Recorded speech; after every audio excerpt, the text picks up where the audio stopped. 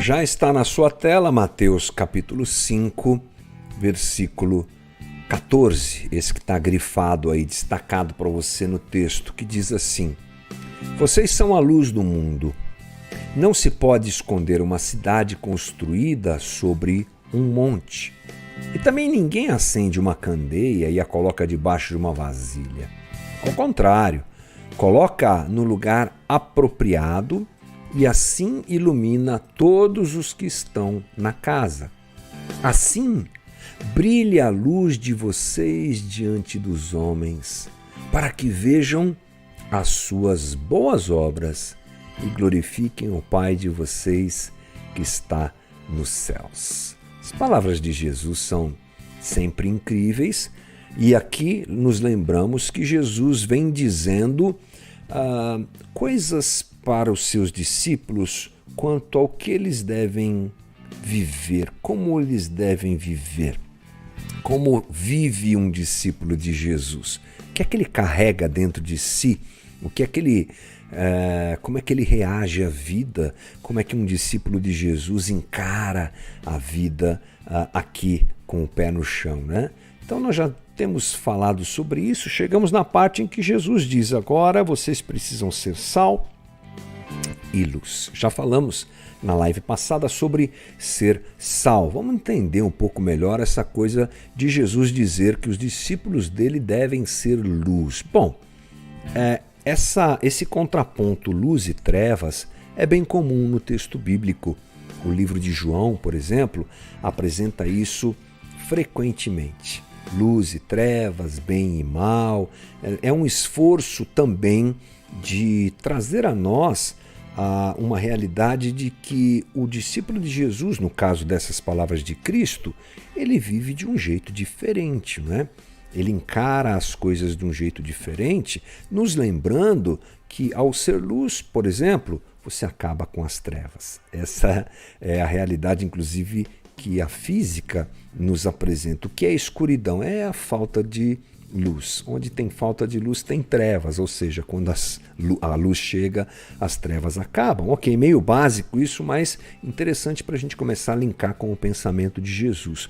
Bom, em diversas passagens bíblicas, a presença de Deus está associada e relacionada à luz.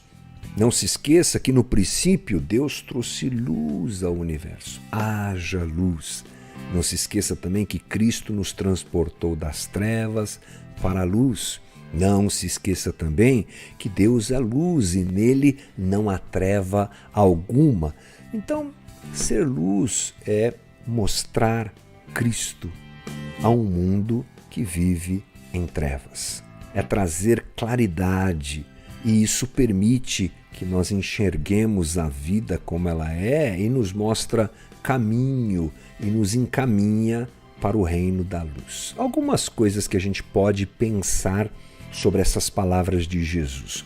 Bom, os discípulos de Jesus, portanto, eles são, diante dessa realidade de um mundo em trevas e sendo enviados por Jesus como luz, sejam luz, ele deixa claro que o próprio discípulo é uma presença iluminada de Deus nesse mundo em trevas.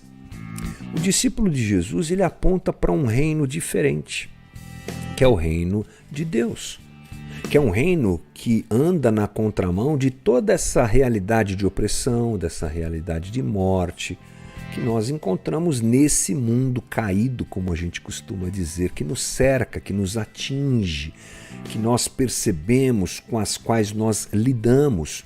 Então, o discípulo de Jesus anda aqui, mas a sua existência aponta para outro lugar, aponta para outro reino.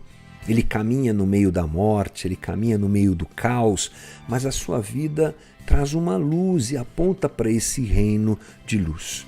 Jesus diz: vocês são o sal da terra e vocês são a luz do mundo. De modo geral, as pessoas acham que Jesus está dizendo que o seu discípulo, ao fazer alguma coisa, ele ilumina o mundo. Vamos ser luz, preste atenção nisso, que isso é importante. Vamos ser luz, vamos fazer coisas que iluminem o mundo. Interessante que não é isso que Jesus quer dizer. Eu vou até voltar aqui no texto bíblico para a gente olhar isso com mais calma. Deixa eu colocar aqui como é que faz. Está aqui. Olha só. Vocês são a luz do mundo. Vocês são a luz do mundo. Não se pode esconder uma cidade construída sobre o monte, ou seja, essa luz vai brilhar. A luz do Evangelho vai brilhar. Mas ele diz que quem é a luz é o discípulo de Jesus. E aí o 16, ele diz assim: assim brilhe a luz de vocês diante dos homens, para que eles vejam as boas obras e glorifiquem ao Pai de vocês que está nos céus. Olha que legal.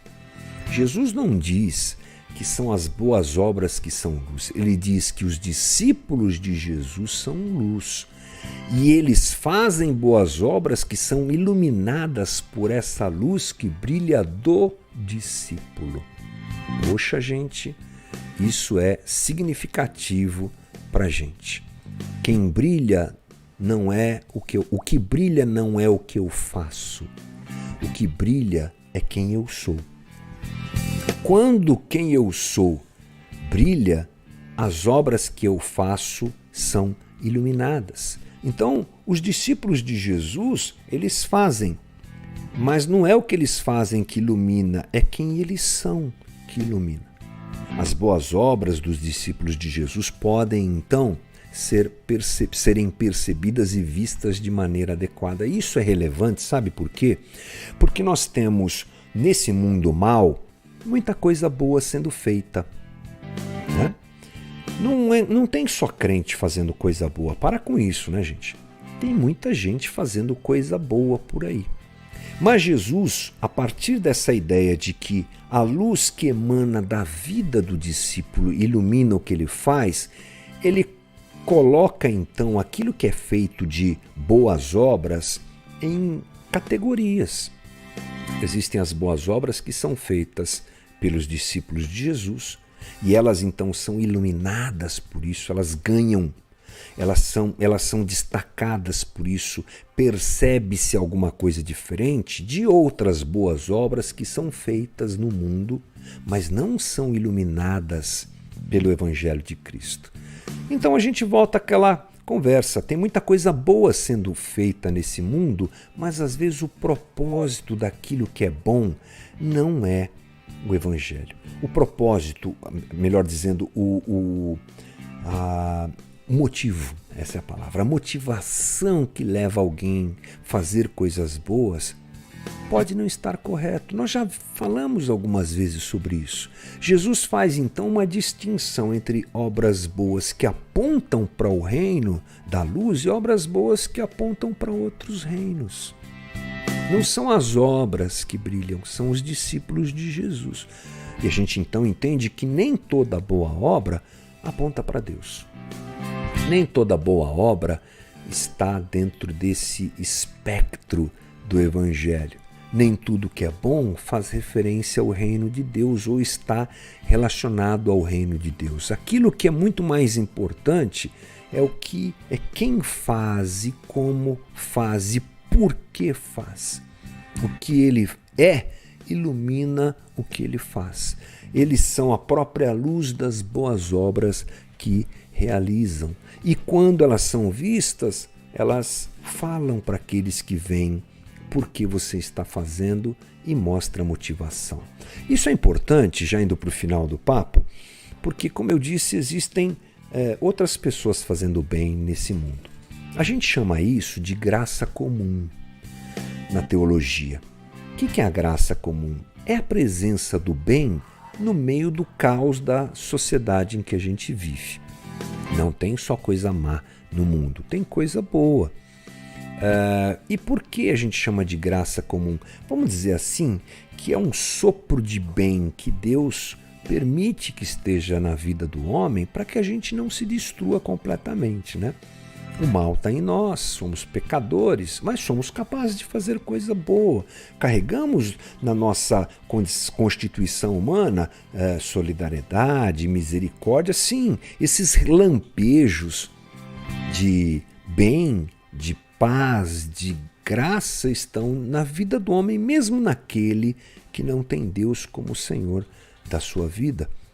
Porque sem isso a manutenção da própria vida seria impossível, seria complicado demais, eu diria impossível.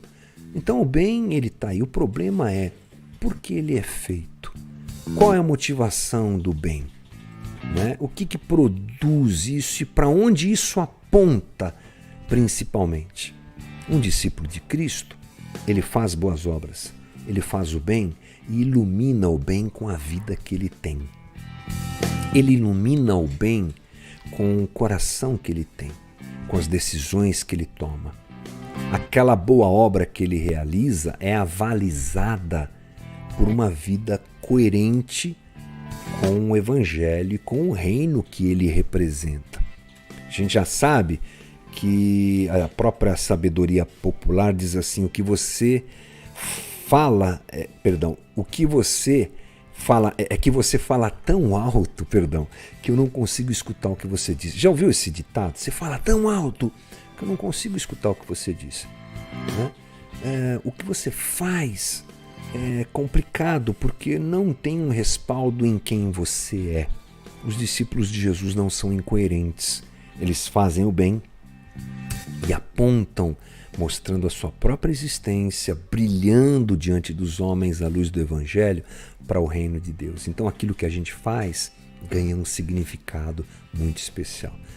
Por isso que Jesus diz, sejam luz, vivam como luz, clareiem esse mundo.